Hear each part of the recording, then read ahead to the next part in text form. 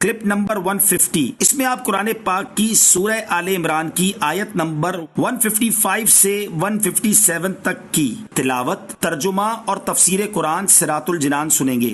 بسم اللہ الرحمن الرحیم۔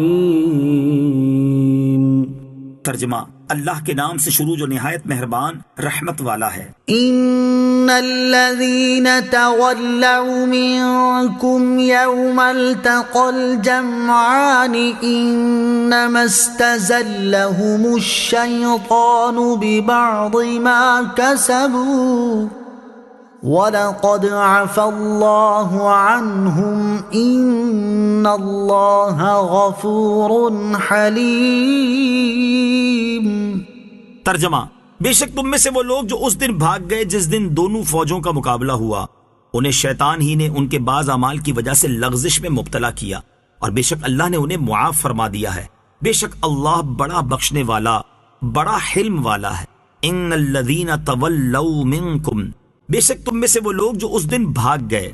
جنگ احد میں 14 اصحاب رضی اللہ تعالیٰ عنہم کے سوا، جن میں حضرت ابوبکر صدیق، حضرت عمر فاروق، حضرت علی المرتضیٰ رضی اللہ تعالیٰ عنہم بھی شامل ہیں، جو حضور علیہ الصلوۃ والسلام کے ساتھ رہے، باقی تمام اصحاب کے قدم اکھڑ گئے تھے، اور خصوصاً وہ حضرات جنہیں نبی کریم علیہ الصلوۃ والسلام نے پہاڑی مورچے پر مقرر کیا تھا اور ہر حال میں وہیں ڈٹے رہنے کا حکم دیا تھا، لیکن وہ ثابت قدم نہ رہ سکے، بلکہ جب پہلے حملے ہی میں کفار کے قدم اکھڑ گئے اور مسلمان غالب آئے، تب ان درے والوں نے کہا کہ چلو ہم بھی مال غنیمت جمع کریں۔ حضرت عبداللہ بن جبیر رضی اللہ تعالیٰ عنہ نے منع فرمایا، مگر یہ لوگ سمجھے کہ فتح ہو چکی، اب ٹھہرنے کی کیا ضرورت ہے، درہ چھوڑ دیا۔ بھاگتے ہوئے کفار نے درے کو خالی دیکھا تو پلٹ کر درے کی راہ سے مسلمانوں پر پیچھے سے حملہ کر دیا، جس سے جنگ کا نقشہ بدل گیا۔ یہاں اسی کا ذکر ہے۔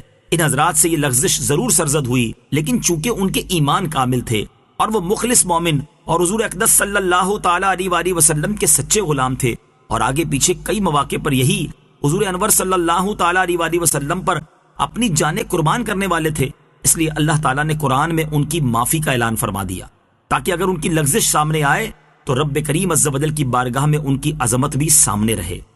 يا أيها الذين آمنوا لا تكونوا كالذين كفروا وقالوا لإخوانهم إذا ضربوا في الأرض أو كانوا غزا لو كانوا عندنا ما ماتوا وما قتلوا لِيَجْعَلَ اللَّهُ ذَلِكَ حَسْرَةً فِي قُلُوبِهِمْ وَاللَّهُ يُحْيِي وَيُمِيتُ وَاللَّهُ بِمَا تَعْمَلُونَ بَصِيرٌ۔ ترجمہ، اے ایمان والو، ان کافروں کی طرح نہ ہونا جنہوں نے اپنے بھائیوں کے بارے میں کہا جب وہ سفر میں یا جہاد میں گئے کہ اگر یہ ہمارے پاس ہوتے تو نہ مرتے اور نہ قتل کیے جاتے۔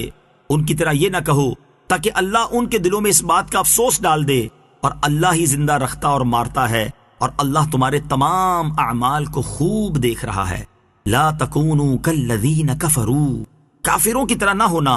یہاں کافروں سے مراد اصلی کافر بھی بیان کیے گئے ہیں اور منافق بھی۔ ہم منافقین والا معنی سامنے رکھ کر تفسیر سنتے ہیں۔ چنانچہ فرمایا گیا کہ اے ایمان والو، عبداللہ بن ابی اور ان جیسے کافروں منافقوں کی طرح نہ ہونا جن کے نسبی بھائی یا منافقت میں بھائی بند سفر میں گئے اور مر گئے، یا جہاد میں گئے اور مارے گئے، تو یہ منافق کہتے ہیں کہ اگر یہ جانے والے ہمارے پاس رہتے اور سفر و جہاد میں نہ جاتے تو نہ مرتے اور نہ مارے جاتے۔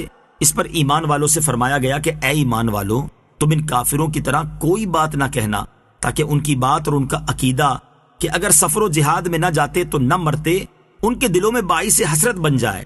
حقیقی مسلمان تو یہ عقیدہ رکھتا ہے کہ موت و حیات اللہ عز و جل ہی کے اختیار میں ہے، وہ چاہے تو مسافر اور غازی کو سلامت لے آئے اور محفوظ گھر میں بیٹھے ہوئے کو موت دے دے۔ کیا گھروں میں بیٹھا رہنا کسی کو موت سے بچا سکتا ہے؟ اور جہاد میں جانے سے کب موت لازم ہے؟